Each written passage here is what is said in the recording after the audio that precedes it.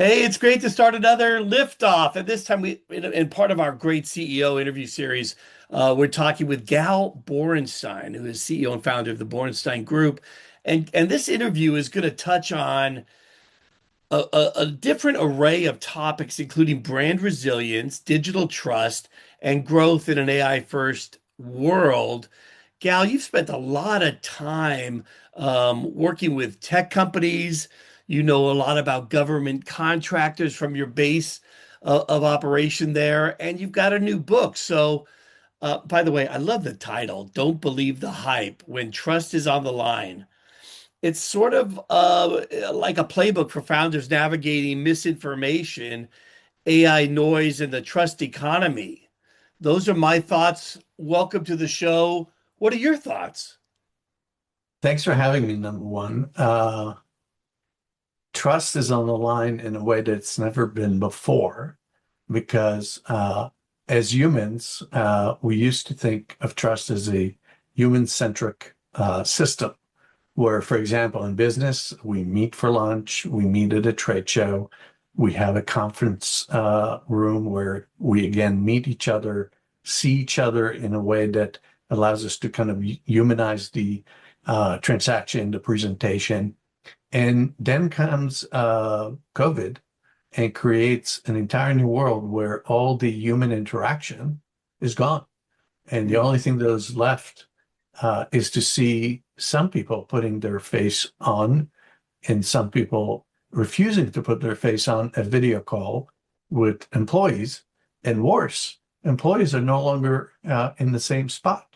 They're distributed workforce because it was cheaper and more economic. But at the same time, it ruined the whole idea of having a company culture because whatever the company culture was, how do you maintain it with a video call where you have 30 people and you can only meet with them once a week or twice a week? So out of that, doing branding and marketing strategy and executing creative for technology companies, mostly B2B, and some are government contractors, as we call it, but they really are selling technology to the US government, a lot to the DoD. So everything from drones to cybersecurity.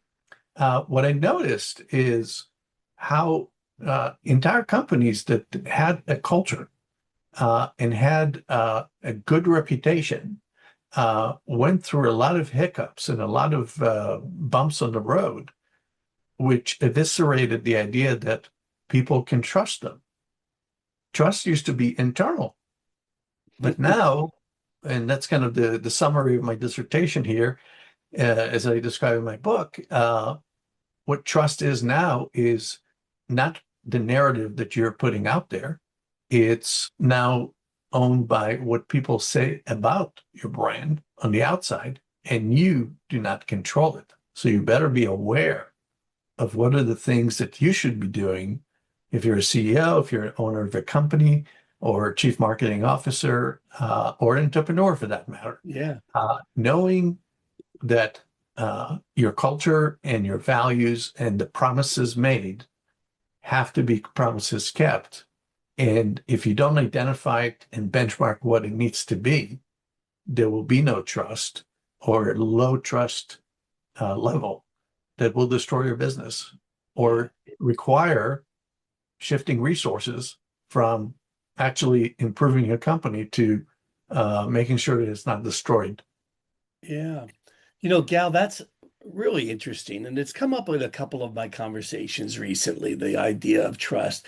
We have also a recent example of what's happened, right, with Anthropic and OpenAI, where they had to make a decision on how they would share their content, access of information to the federal government that required them opening up their kimono to do them. And moving from the conceptual framework that you shared, how do you think that was handled, correctly, incorrectly? How would you have advised it, and how do you think it was received by the different constituents? One being government, the other being commercial.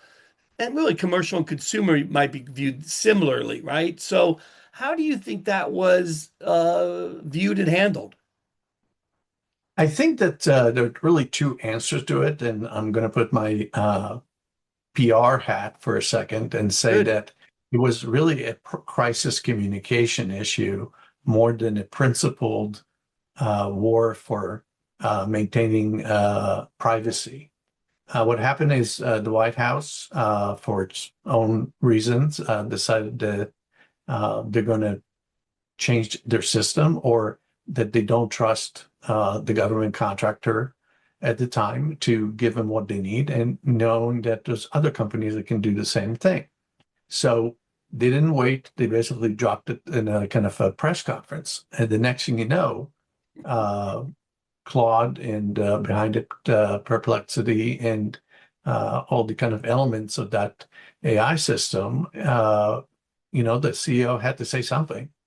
And at the beginning was like no comment, but very quickly it had to become a bigger issue. And once it became a bigger issue, I'm going to switch my hat from PR, where typically the answer is no comment, especially when you're dealing with the largest provider and consumer of data in the world, which is the US government. Now put the marketing hat on it, and they basically focused on really kind of what is it that you're not going to have or potentially going to lose, which is privacy.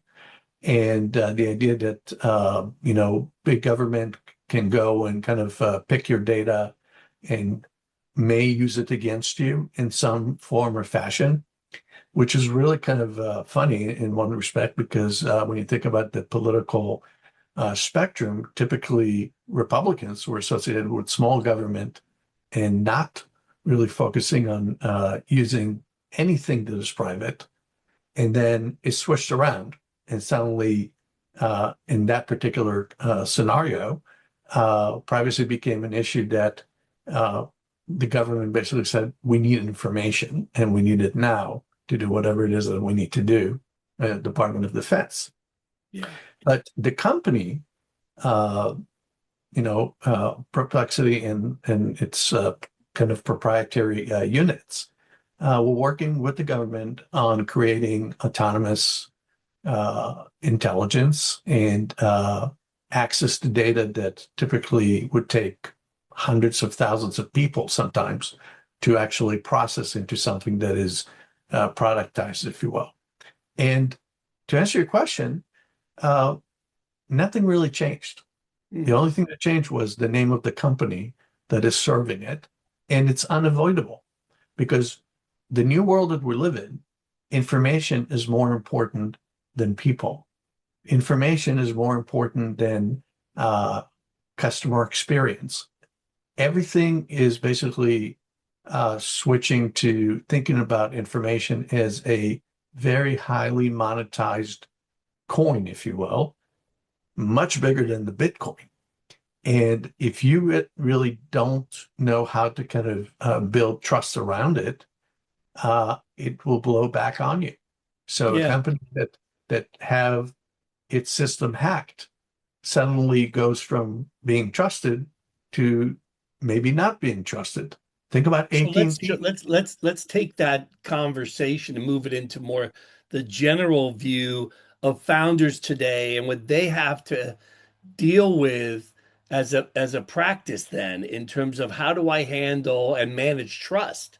Because it's not something you were taught back in business school or even just other founders. It's almost like a new, not a new issue because it's been around for security software, but it's become more broader. So what's the trust risk founders are seeing? How are they trying to build trust and a credible brand? You get involved in that, yeah? Absolutely. Because that is the definition of the product that you're putting out there. Yeah. In the private sector, as individual citizens or consumers, we love technology. We love to have the next best thing. Think Yeah. about Meta glasses from Facebook, which is so exciting that you can have like a kind of a virtual world that you can see and kind of play with while wearing these sunglasses, if you will.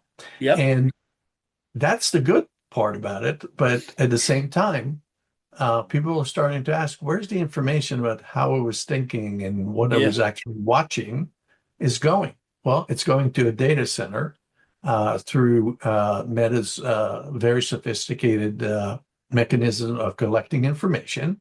And that Yeah. information is not private because you signed on the dotted line, which is now a scroll where at the bottom of like 3 pages of a 6 point letter agreement, it says, this is your privacy agreement, and you agree to share information, just not your name. But then you have somebody hack Facebook, or somebody hacked Claude a month ago, and suddenly all that promise of privacy goes out the window to that level. So we're not talking even about fraud yet, because fraud is another thing that is happening at an alarming rate.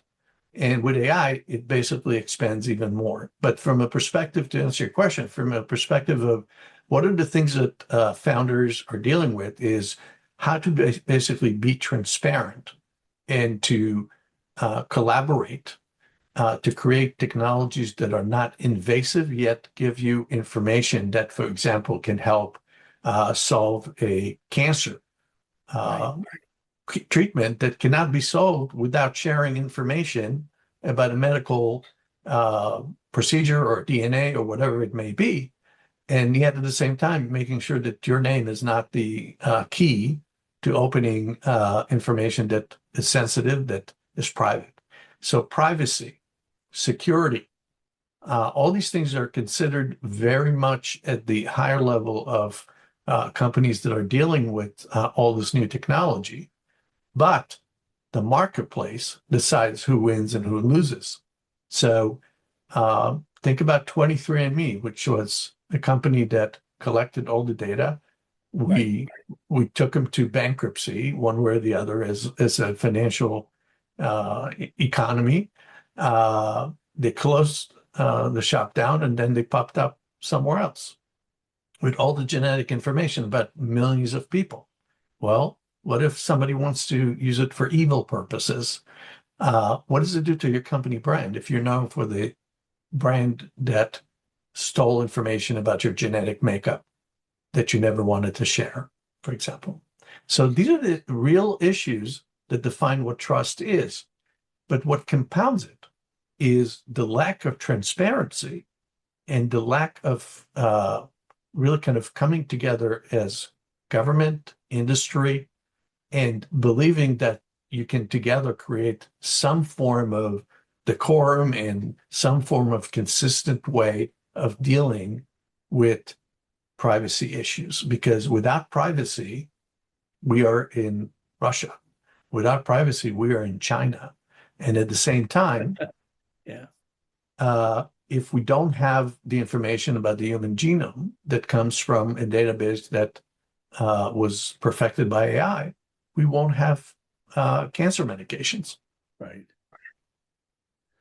Well, Gal, I want to ask you a question because, you and I are in sort of parallel spaces in a sense where we're counseling a lot of early stage founders. I know you work with larger companies as well, but look, these guys are having trouble getting their names out there when they're new and they, have early funding, but not a ton, as is so typical out there. How do I rise above the noise? And sometimes it causes me to sort of try to overreach and do something big. And those things tend to, those forced kind of marketing activities, sometimes they work and other times they don't. What kind of counsel do you give when that company that you've been working with for a little while, they're really looking to make a splash, but now they got to battle, a very noisy environment, some things that are authentic, some things that are inauthentic, bots and other things. How do you coach them in this era of this information explosion that needs obviously a lot of discernment? I don't know. How do you sit them down and say, look, I know you want to accomplish all these things from a marketing perspective, and I know you're starting to spend more money. driving, customer awareness and customer adoption. But what are some of those practical things that you can advise founders to do in that respect? There are three key strategies that I use with companies that are starting or trying to kind of change direction. The first one is find your niche in the marketplace.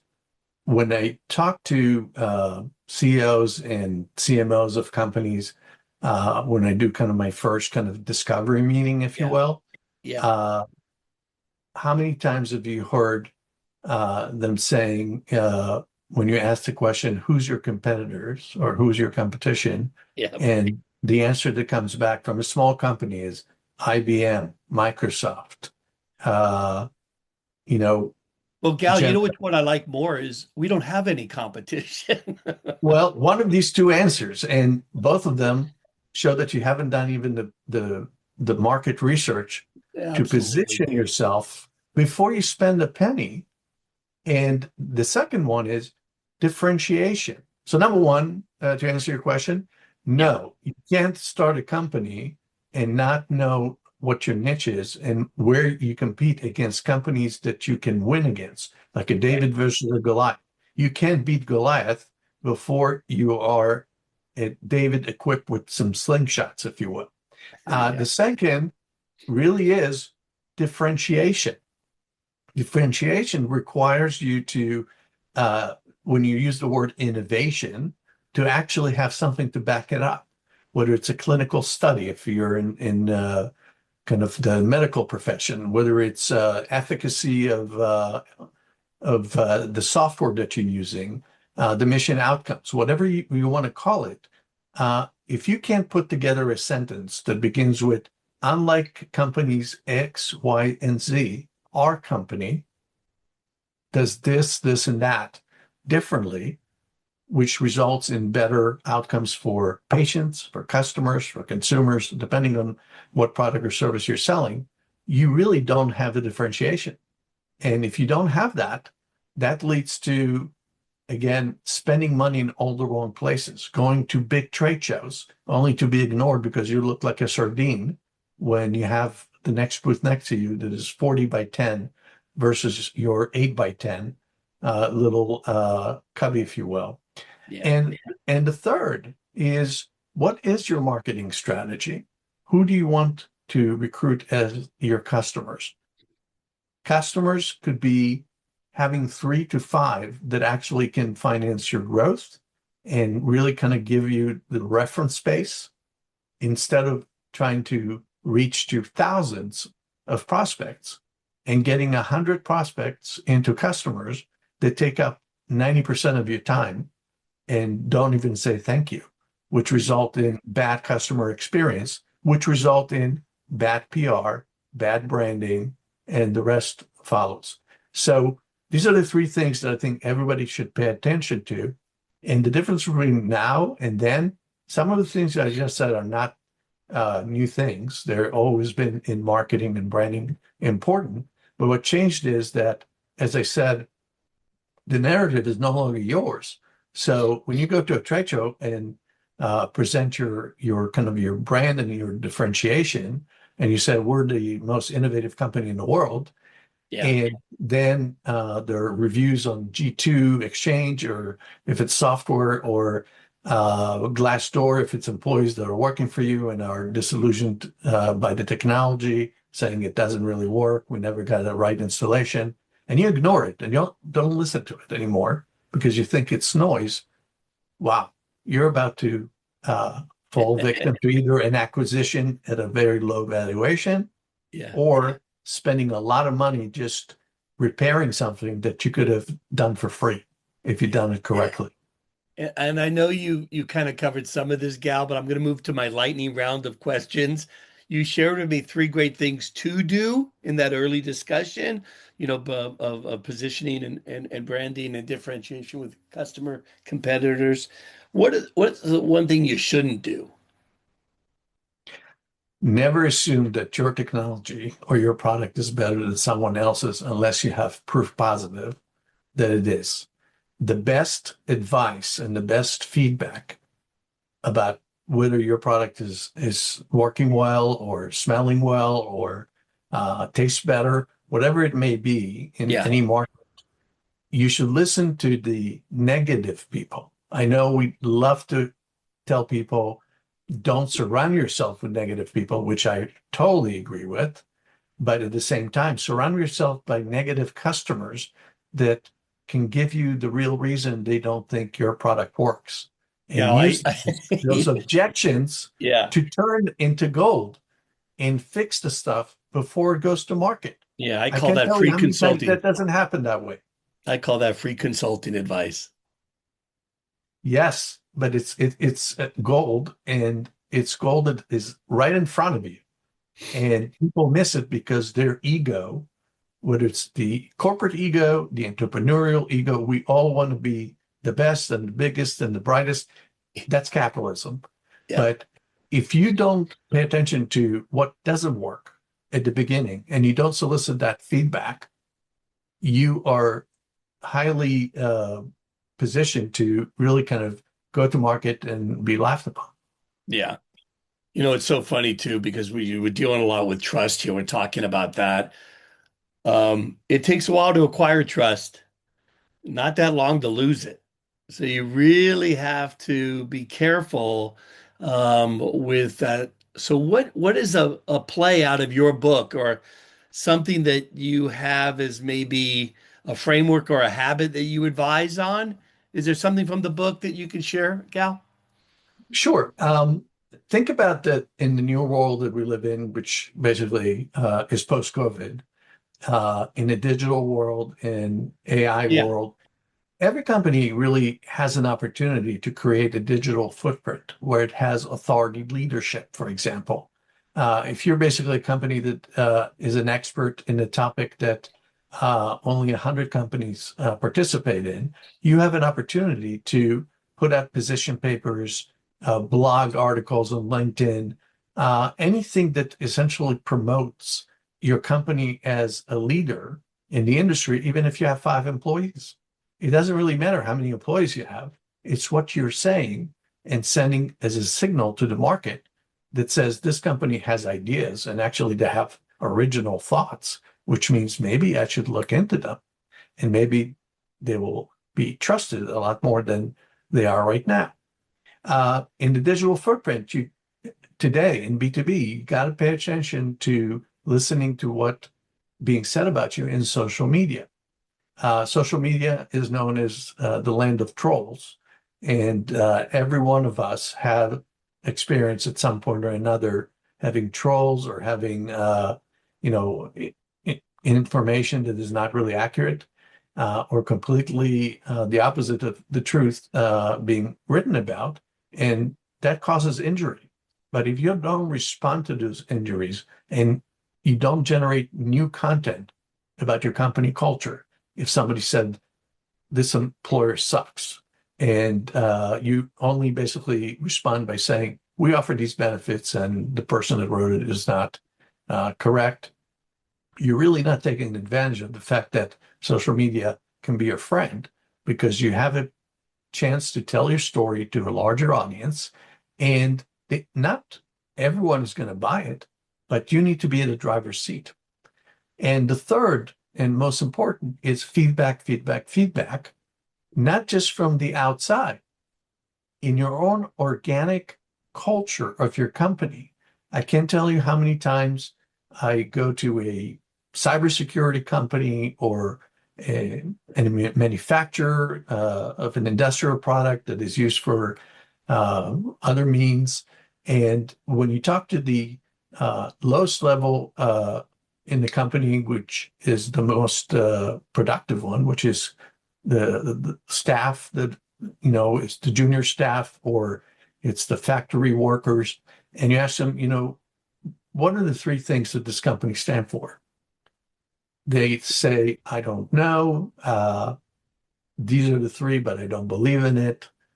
And if that basically happens, and then you go to the executive management team and they give you a list of 10 things that are the company values, which typically includes innovation, integrity, love of the environment, That's nice to believe that that's really the company values, but unless you're doing an environmental product that is really sustainable rather than a marketing word that says sustainable, so you can fit the marketplace, if the bottom of the company does not align with what the executive management put out there, that's a big hole in your credibility. And there's a difference between being trusted or not. I want to give you a quick example that I think most of us can relate to. An HVAC company came to our agency a few years ago to fix the cooling system. It was like 90 degrees in the office, just preseason, and Yeah. you're just dying, and you got to have somebody come and fix it.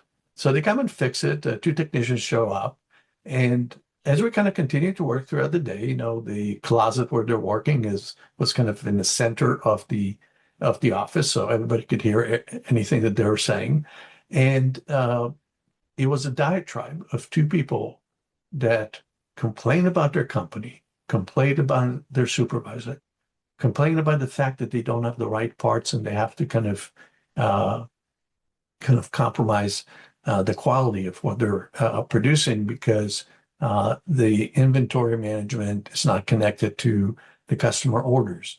And in fact, at the end of the day, we were going to leave work 2 hours earlier and leave without actually solving the problem. And we'll come back tomorrow. Things that ruin the trust that you have in the brand of the company that you just invited. And that disgruntled employee times two now becomes the brand because they put the label of the company, the HVAC company's label, right on that cooling unit. So the result is you, guess, uh, had a company that basically paid $5,000 to fix a problem, but you created a $50,000 problem as a management team. Isn't that funny? I mean, that is so true. And people, the littlest things will cause you to lose trust or help you to strengthen your brand or weaken your brand. It's pretty crazy. Gal Borenstein was my guest today. He's got the new book, Don't Believe the Hype, which is a great playbook for the digital trust in the AI era. Gal, your stuff is fantastic. The book, the podcast, the blogs, you do some writing, a great follow. And I'm just so glad you could join me. Thank you for your patience too in making this work. We were moving it around a little bit. Thank you so much for having me. And again, if there's one kind of takeaway for your audience, is that if you reach out through LinkedIn to me and send me a message, I'll be happy to provide a complimentary assessment of what are the troubles or problems that you need to approach differently. Special offer to your listeners. That is great. Gal, thank you. I appreciate that. Thank you very much for having me.